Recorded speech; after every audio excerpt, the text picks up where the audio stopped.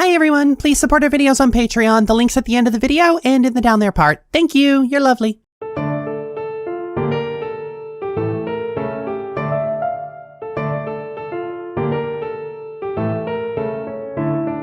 Lily, why won't you cover Amphibia? We want you to talk about Amphibia. Why aren't you doing videos on Amphibia? Alright, here's why. In my video on the ghost of Molly McGee, I mentioned that most modern cartoons can fit into two broad camps, the animated sitcom and the adventure fantasy. And you may have noticed over the years that I've been considerably more kind to the sitcoms than I have the adventure fantasy genre. This is in part due to my overwhelming preference for comedy, especially from animation. I'm a leisure viewer at the end of the day. I watch cartoons to either A, enjoy myself, or B, cry. People give me crap all the time saying I need to consume more media aimed at adults, but putting aside the fact that consuming adult media doesn't necessarily make someone a better person, I'm just not into po-faced dramas or borderline pornography that makes up most adult media. That's why I never got into peak TV, because if I'm gonna watch a soap opera, I'd prefer one that embraces the melodrama rather than trying to convince me that it's actually meaningful and important storytelling. This was just super Holock for men. I tend to stay more in the realms of lighthearted television or something that is genuinely emotionally moving, and frankly, nobody is more stupid than those who think they're not stupid due to their aesthetic taste. There are complete jagoffs who know their Dostoevsky backwards and forwards, and genuinely brilliant minds whose entire bookshelf is just Dragon Ball Z DVDs. I don't only watch cartoons, this is just where I work, and it's where my skill set is ideally suited. If you ask me to seriously critique,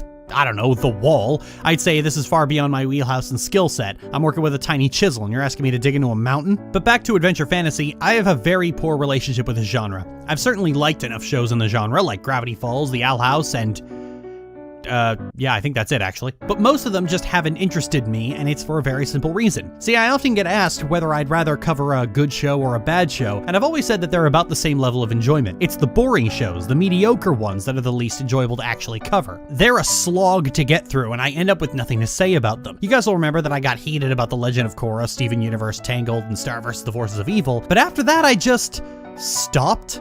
Like, I covered She-Ra in a first impressions, wasn't impressed, and didn't watch any more of it until I wanted to talk about LGBTA rep, and I needed to actually know what was going on in there. As awful as it was, the last thing you could call Steven Universe was boring. I got fired up about that one. Years later, I still find myself thinking back to it and coming up with a really good line I should have put in the video and wish I could go back and retroactively insert. Part of the reason we enjoy art is to feel something, and even contempt, disgust, and a desire to maintain a 2,000-kilometer distance from the executive producer at all times are feelings. Anger is motivating. Anger gets shit done. There's value in tearing apart Steven Universe as a how not to do it guide, or even a guide about the insidious rot of passive centrism. It can be a cautionary tale. As much as people who have made cartoons their entire identity and aren't even getting paid to do that might fuss and scream and cry about criticism of their precious baby, there is value in tearing apart a piece of shit. But what the fuck am I supposed to do with Amphibia? See, I've complained about this in different ways in the past, but this is where it comes home to roost. While adventure fantasy shows can sometimes be really good and sometimes suck so much dick they breathe spunk instead of air, most of them are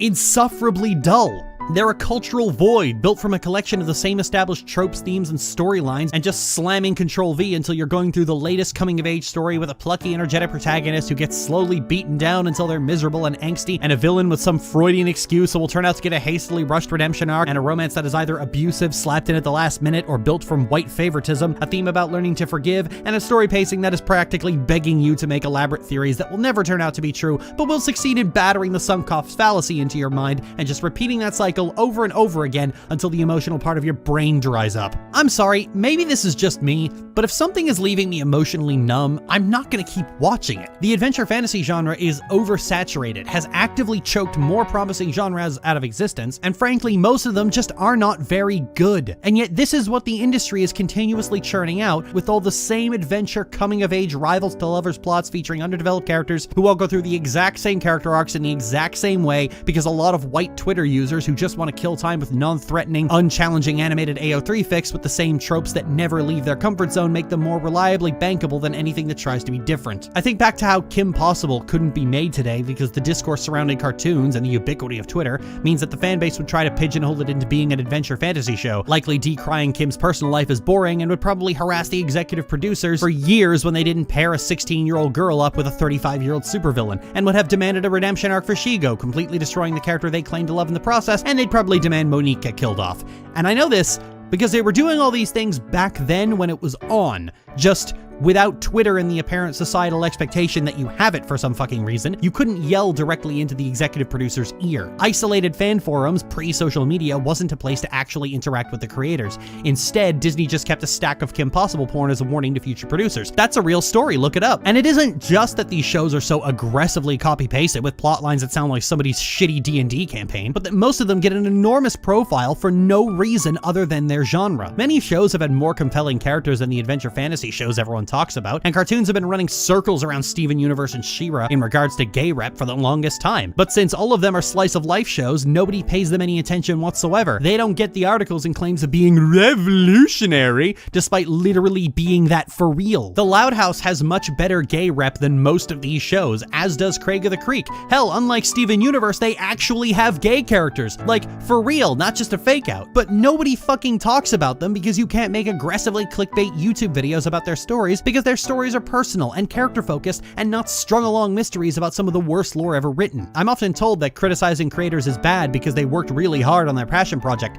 but I don't buy that. First of all, everyone works really hard. Every producer on every show works really fucking hard. That's not the flex you think it is. Second, these shows are so fucking samey, I can't imagine any passion going into them at all. This is not a fucking meritocracy. Shows get these profiles not because they broke new ground, but because they fit a certain mold of cartoon that is socially acceptable to talk about. The kind of cartoon that you can squint and pretend is for adults based on its superficial qualities, based on the mistaken paradigm that a work has to be serious itself to be regarded as seriously. You can pretend Amphibia is for adults because occasionally the characters get really sad and the music gets melancholy and sometimes there's a fight. But Craig of the Creek? That's about kids playing pretend in the woods. That's for babies. We're really mature and we want shows for adults. This is always going to be the trap of maturity. See, intellectual maturity and genuinely moving stories are made all the time. It's just that an intricate, high-concept story is not going to be rated R by any ratings board worth their fucking salt. Pixar films are the most mature animation has ever been, and they are for children. The reason nobody worth taking seriously is going to look at a show like Amphibia and say it isn't for kids is because your warped perception of what children actually are doesn't line up with reality. A 10-year-old can handle violence. Despite the rating, our parents all let us watch PG-13 films growing up. No story in the history of the fucking universe has ever gotten an R rating for angst, because angst is not an adults-only concept. Emotional depth is not an adults-only concept. The only reason Game of Thrones is considered a show for adults is because it's hot fantasy that fucks. Meanwhile, The Lord of the Rings, which is universally appealing to people of all ages, has a lot more depth, meaning, and cultural value to it than Game of Thrones could ever hope to fucking be. You're literally pulling the more pathetic, sad loser variant of it's not a doll, it's an action figure. These are people who really want animation to be mature and for people to take it seriously, but it already is and they already do. Best Animated Feature is a category at the Oscars, for fuck's sake. Oh, but I guess that doesn't count because they gave the Oscar to the movie that animation hipsters decided was responsible for all the world's wars and killed their family, at least until they made the sequel into a cookie-cutter adventure fantasy, and suddenly it was okay to like it again even though this one actually sucked. Out of all these shows, the only one that is not appropriate for children to actually watch is Steven Universe, and it's not because it's too mature, it's because it's not mature enough, because through its own childish idiocy, it teaches extremely fucked up lessons to children about abuse and totalitarianism. Letting kids watch it is like letting them watch South Park. High Guardian Spice was advertised as having inappropriate language, violence, and sexual content inappropriate for children. Nowhere in that show does any of that actually happen. This content warning was a literal fucking lie. And we just get so caught up in this insipid fucking cycle, and the end result is what? A bunch of half-baked Avatar wannabes devoid of any personality of their own and lacking any kind of charm, made by people whose media diet is the same fanfiction and anime over and over and over again? And cartoon fandom laps it up because while simultaneously wanting maturity, they also just want the same comfortable tropes fed to them over and over and over again. For all the hype people try to generate for Amphibia, I checked out very quickly because it was just more of the same. Just another kind of funny, kind of angsty adventure show, spending more time setting up a world than the characters. Just another one. Meanwhile, The Ghost of Molly McGee moved me so completely that I fucking cried. And when you look at screenshots of the show, it doesn't look like a show that would do that, but they actually had ideas of their own and knew how to tell a good story without needing 50 to be continueds to tell it. And this was a show that people really hoped would get dark and go enemies to lovers and didn't. That should be the conversation killer right there. This silly, lighthearted show about a silly girl, her girlfriend, and their pet ghost told a story about a family escaping the single worst atrocity in human history, and it was one of the most moving moments I had ever seen put into a cartoon because they actually had something to say about it. But it reminds us that even in darkness, there is light. No matter what happens, we celebrate that we're still here, resilient, strong, and proud. And look, I get it to an extent. These shows demand a lot of time investment. They demand you spend a lot of time with it, even when it's not on the air, to fully absorb the story and all the little bits of fake foreshadowing they cram into them. And it can be very upsetting when someone says that it's not worth their time, because what does that say about the time you've wasted? I mean, spent, time you spent. Those who saw my coverage about LGBTA rep were often confused as to why I so frequently omitted Kipo in the Age of Wonder Beast when talking about good gay rep, because it does have a very good piece of gay rep that is simple, straightforward, and honest. No metaphors, just a character saying he's gay. And the reason is that while I love that aspect of it, it's the only part of the show I saw through clips on YouTube. The rest of the show, it's not anywhere near as good. It's just another adventure fantasy. I don't talk about it for the same reason I don't talk about Kate and Vi. The show they're actually in just isn't worth watching. For all I complain,